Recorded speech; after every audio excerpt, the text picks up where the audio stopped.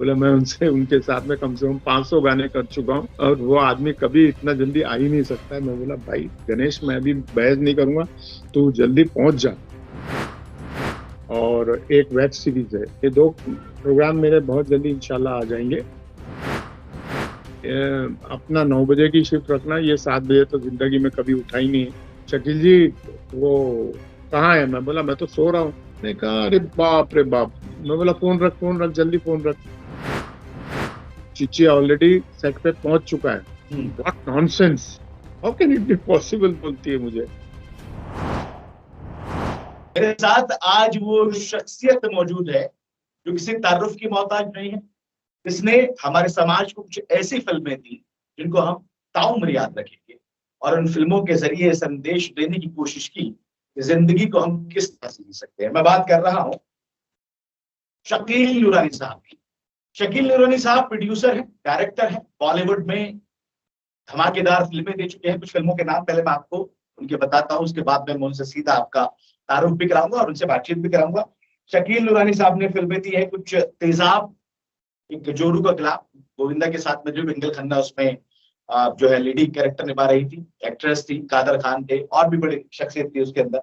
श्रीमान आशिकी, विष्णुदेवा, जोरू का गुलाम, बड़े दिल वाला, ये तमाम फिल्में शकील साहब ने दी। कुछ चंद फिल्मों के नाम मैंने आपको बताया। शकील साहब, बहुत बहुत स्वागत है आपका इन भारत में। नमस्कार जी, आदाब। शकील साहब, सबसे पहले तो हम आपकी फिल्मों के लिए आपको बधाई देते हैं, क्योंकि आपने जिस तरह की फिल्में समाज को दी हैं वो वाकई आपका काम है, उसकी हम सराहना करते हैं। और मैं अपने कार्यक्रम की शुरुआत इस बात से करना चाहूंगा, पहले सवाल आपसे ये करना चाहूंगा कि जब आप फिल्में बना रहे थे, जोरू का गुलाम, तेजाब, ये तमाम चीजें जो आप फिल्में बना रहे थे, उसके बाद में आपका जो एक बहुत लंबा अंतराल हुआ है, उसकी वजह और आप फिल्मों से क्या मैसेज देना चाहते हैं सर? वजह तो कोई खास नहीं है, या आप कहिए जी। बहुत बड़ी वजह है वो, क्योंकि मेरी फिल्म कुछ साल पहले शुरू हुई थी, जान की बाजी। जी। वो इसी वजह से बंद हो गई, जिसमें संजय दत्त थे, प्रियंका चोपड़ा, डैनी, आशीष विद्यार्थी, नदीम श्रवण का म्यूजिक था। और उस वजह से थोड़ा मैं बैक सीट ले लिया, बट इंशाल्लाह बहुत जल्दी मैं मेरी जोरू का गुलाम 2 शुरू करने वाला हूँ मैं। और एक वेब सीरीज है, ये दो प्रोग्राम मेरे बहुत जल्दी इंशाल्लाह आ जाएंगे। और मैसेज तो ये है बस, मन रहे, अमन बहुत जरूरी है इस वक्त। और हर कौम को एक दूसरे से सहायता मिले और एक इत्तेफाक रखें आपस में, बस यही मेरा मैसेज है। बिल्कुल, दर्शकों को मैं बताना चाहता हूँ कि जोरू का गुलाम जब फिल्म आई थी, तकरीबन तकरीबन 23 साल पहले ये फिल्म आई थी। गोविंदा इसमें एक्टर थे, विंगल खन्ना थी, कादर खान थे। और जब ये सर ने मूवी बनाई थी, ये उस जमाने की हिट मूवी रही थी, सुपर डुपर हिट मूवी रही थी। नूरानी साहब, कुछ किस्से मैंने भी आपके सुने हैं उस वक्त फिल्म सेट पे, और मैं कुछ किस्से आपसे जानना भी चाहूंगा, दर्शकों को आप जो है बताइए। एक किस्सा मैंने सुना था कि गोविंदा उस वक्त शूट पे एक ऐसे वक्त पर आपके पास में आ गए थे जब पूरा आपका जो यूनिट है, जो पूरी आपकी टीम थी, वो सब सो रही थी। क्या किस्सा है सर? वो बड़ा मजेदार सा किस्सा लगा मुझे। वो ऐसा है कि आखिरी दिन था रामोजी स्टूडियो हैदराबाद में। और उस एक रात पहले, एक एक दिन पहले उन्होंने मुझसे कहा था कि कल मुझे 12 बजे छोड़ सकते हो क्या, दोपहर में 12 बजे।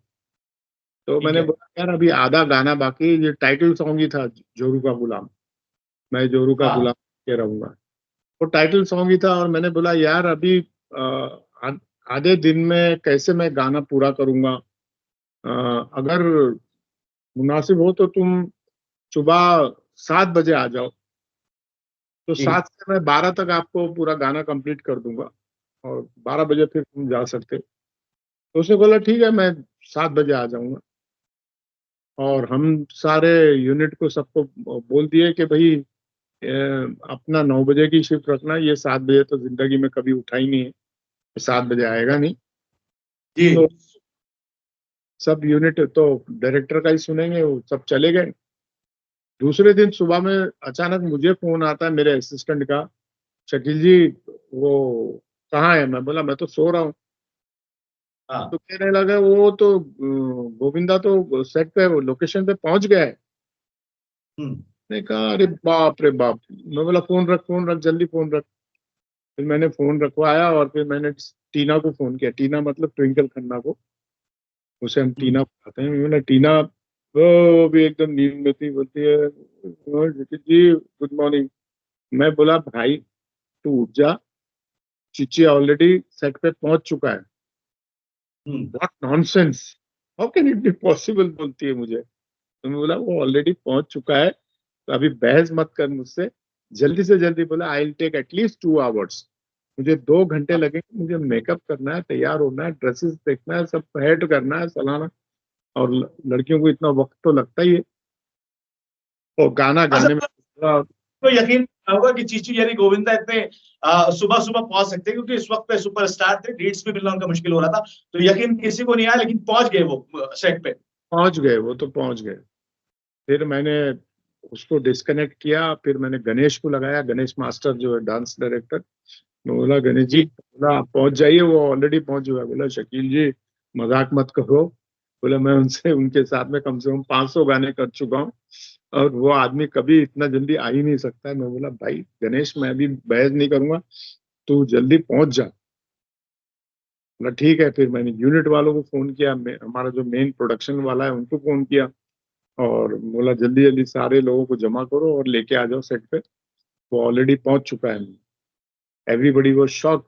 बट उसके बाद मैं ऐसे जैसे था वैसे, बस खाली थोड़ा फेस वॉश वॉश करके मैं सीधा भागा।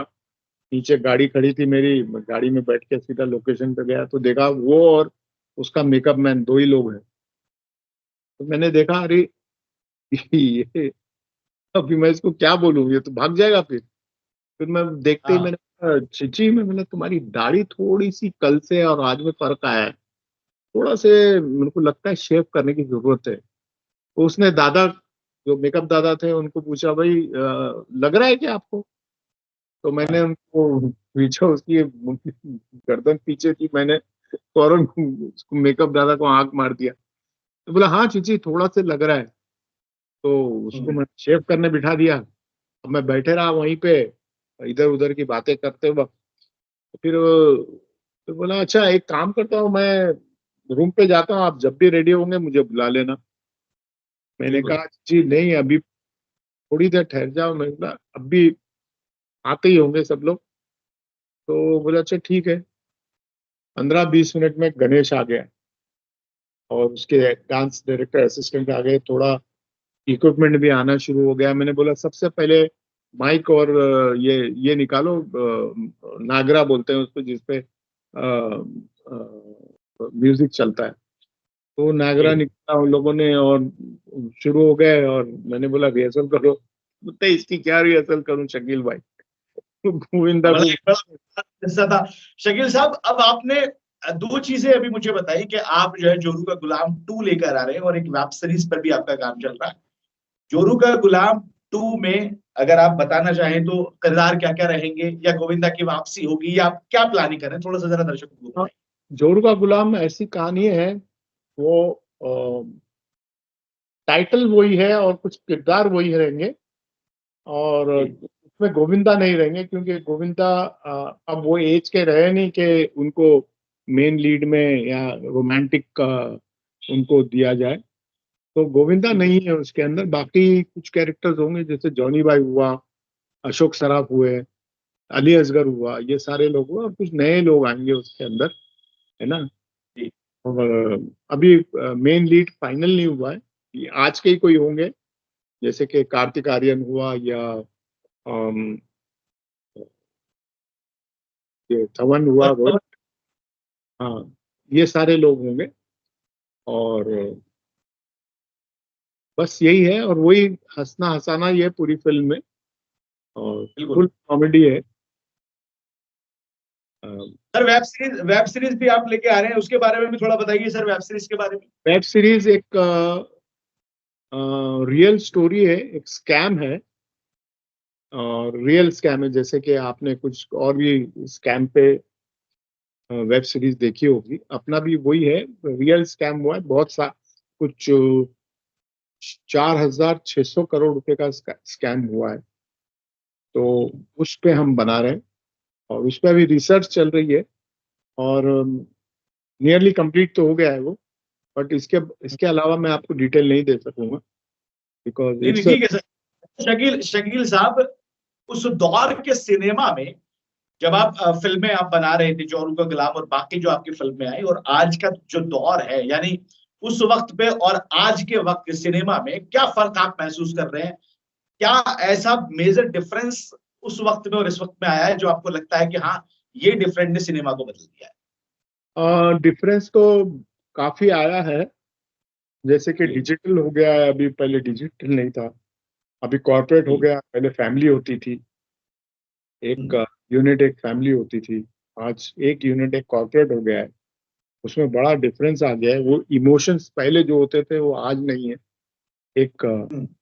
अपनी एक फैमिली में जो इमोशंस होते थे, कुछ भी हुआ तो पूरा यूनिट का यूनिट भाग दौड़ में लग जाता था, वो आज नहीं है। बट टेक्निकली देखा जाए तो बहुत सारा इम्प्रूवमेंट हुआ है। पहले जैसा नहीं है कि आप ठीक है यार, चला लो काम चला लो, वो नहीं है अब। अभी technically we are far far superior and आज मुझे भी सीखना पड़ेगा बिकॉज वो जमाने में जो दौर था आज नहीं है ना। हम्म। तो ये बहुत अच्छी चीज हुई है क्योंकि हम तो सिनेमा देखेंगे, है ना।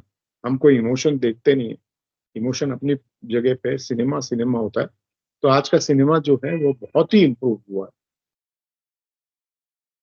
अच्छा सर, आज के सिनेमा में एक और चीज मेजरली जो है वो नोटिस की गई है कि आज इस तरह की फिल्में या वेब सीरीज जो बन रही है, जब उस दौर में जब फिल्में बनती थी तो एक पर्टिकुलर मैसेज हुआ करता था फिल्म के या गाने के जरिए पे। और अगर एक गाना भी चल रहा है तो सर उसमें ऐसा लगता था शकील साहब कि हम एक दूसरे से बात कर रहे हैं, हमका मतलब हीरो हीरोइन एक दूसरे को बात कर रहे हैं, समझा रहे हैं अपनी बात। लेकिन आज म्यूजिक भी पूरा बदल गया। आज वो डिस्को डांसर वाला, वो पूरा एकदम थिरकने वाला म्यूजिक ज्यादा पसंद कर रहे हैं लोग। और वेब सीरीज और मूवीज की बात करूं तो उसमें हीरो का जो दायरा है वो ज्यादा बढ़ा दिया है। एक घुसे में 15-15 लोग उड़ रहे हैं, गाड़ियां उड़ रही हैं, ये चीजें उड़ रही हैं। ये सर एक एक कह सकते हैं कि सिनेमा के अंदर ये चीजें जो आई हैं, ये ज्यादा ज्यादा चीजें इसमें एडवांस चीजें जो है वो डाल दी गई हैं, या फिर ठीक है आज के दौर के लिए? क्या कहेंगे इस पे? देखिए, म्यूजिक का जो सवाल है, म्यूजिक का जो है, म्यूजिक बहुत ही मतलब खत्म हो गया है अभी। अभी हिंदी फिल्मों में म्यूजिक रहा ही नहीं, पहले जैसा नहीं रहा। या तो वो पुराने रीमिक्स करते हैं या फिर कुछ ऐसी चीजें लेके आते हैं जो बिना मतलब के होती है। एक तो हम्म। शायरी लिरिक्स उसके अंदर होते ही नहीं है। दूसरा रिदम एक चीज होती है, रिदम है ही नहीं आज की फिल्मों में कोई। मतलब बिना मतलब के गाने होते हैं वो। मतलब म्यूजिक बहुत गिरा चुका है अभी, है ना। अब पता नहीं वो दौर। ये तो अरिजीत अरिजीत सिंह जो है, उसके गाने जो है वो काफी मेलोडियस होते हैं, समझे ना। मेलोडी आज नहीं रही, समझे ना। तो कम से कम अरिजीत अकेला बचा रहा है इंडस्ट्री को, वरना सारी मेलोडी खत्म हो चुकी है। और दूसरा, हम्म। ये जो उटपटांग जो उड़ रहे हैं हवा में, ये वो, अब ये कुछ कुछ दिन और चलेगा बस। इसके बाद ये हम्म। सब देख के बोर हो जाएंगे, यार ये तो आर्टिफिशियल हो रहा है। कुछ कुछ हम्म। कहानी में रियल चीजें चाहिए।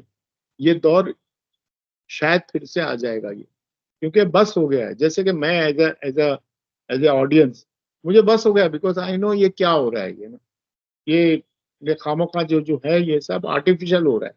पहले के दौर में क्या है, एक आदमी जो हमारी फिल्मों में जैसे विष्णु देवा थी, उसमें एक एक एक फाइटर को शूट करता है सनी, तो वो 5-7 माले ऊपर से वो गिरता है नीचे। वो रियल था। नीचे सब हम लोगों ने उस पर बंदोबस्त करके रखा था कि वो सीधा लैंड करे और वो कुछ ना हो।